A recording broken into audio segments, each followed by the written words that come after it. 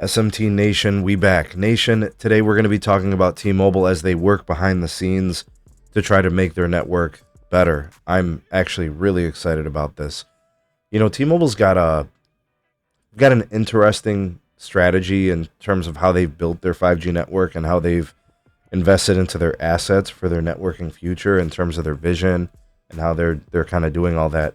And one of the issues, I would say it's really the major weakness or flaw within their network has been the discontiguous nature of their 2.5 gigahertz, their N41. It's really the capacity layer of the network.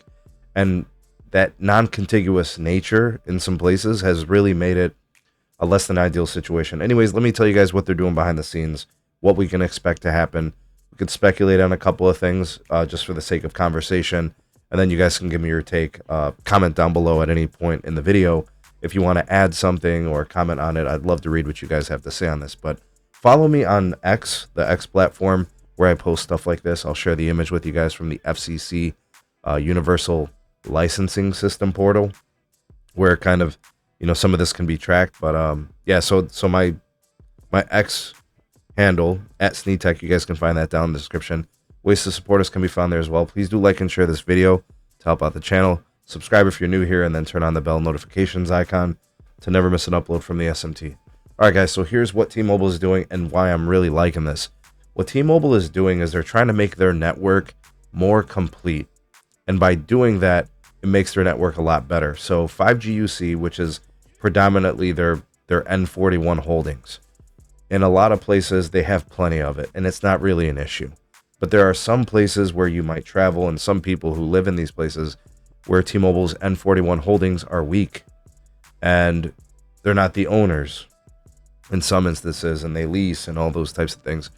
So it's really quite the conundrum when you think about it. They are at the mercy of all these owners, where they have to kind of figure out different solutions for getting access to that spectrum.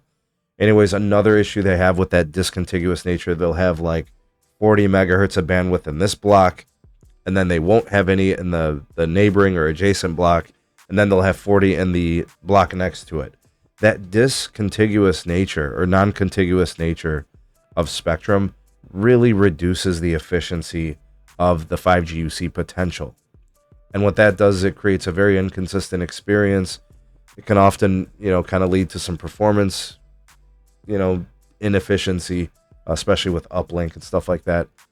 And what T-Mobile's trying to do is they're trying to gain access to those blocks that would make their holdings of that spectrum more contiguous, which would improve the efficiency. Thus, it would improve the performance of the network. So this is what T-Mobile's been really working on. Getting more N41, leasing it from companies, buying it from companies, getting access to it. And now what they're starting to do, based on these kind of proposals from the that they're putting to the FCC, submitting, they're trying to make it more contiguous, which again makes it better. So this is really good. This is good for a lot of people in a lot of places that have been experiencing these issues. And this is why Verizon went so deep and heavy national scale with C-band, and the same thing with AT&T, and stuff like that. And you know what? I think T-Mobile is wise to do this. In fact, some are speculating that they would be willing to trade and spectrum swap, bandwidth from other frequencies to get more contiguous with N41. So think possibly like a block of C-band or a block of DoD. They could make that trade and do a swap. I think it's wise to do it. And I know that the C-band and the DoD is more valuable, but the efficiencies could be noteworthy. And think about the cost efficiencies. T-Mobile really hasn't even started building out their network for DoD or C-band, right? And they already have the N41 radios and antennas up. So it makes sense from a business standpoint to at least explore this and try to kind of tend to it. I'm a really big fan of this. I really like what T-Mobile is doing to address those flaws of their network. Remember, no network is perfect, but I think working towards it to make it better is an indication that they really are all in and making their network an improved experience with time.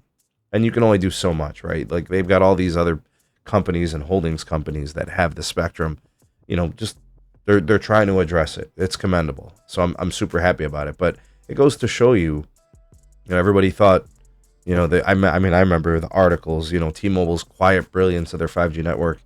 It was always having issues. It was always kind of flawed, but I think they're trying to make the best out of it, which is, again, commendable, wise, smart. I think it's good moves, and it's going to make the customer experience better. It'll make their home internet service better. It'll make the mobile experience better, and just overall puts them in a better position to perform and make them, a much more consistent player within wireless experiences and better competing with Verizon and AT&T. Anyways, what do you guys think about all this? Do you think T-Mobile is doing the right thing? Do you think they're giving this too much attention? Do you think they should spectrum swap? Do you think they should be willing to pay, elevated costs for these licenses? I mean, what's your take? Sound off in the comment section below. You're the voice of the people of the SMT Nation. Let your voice be heard.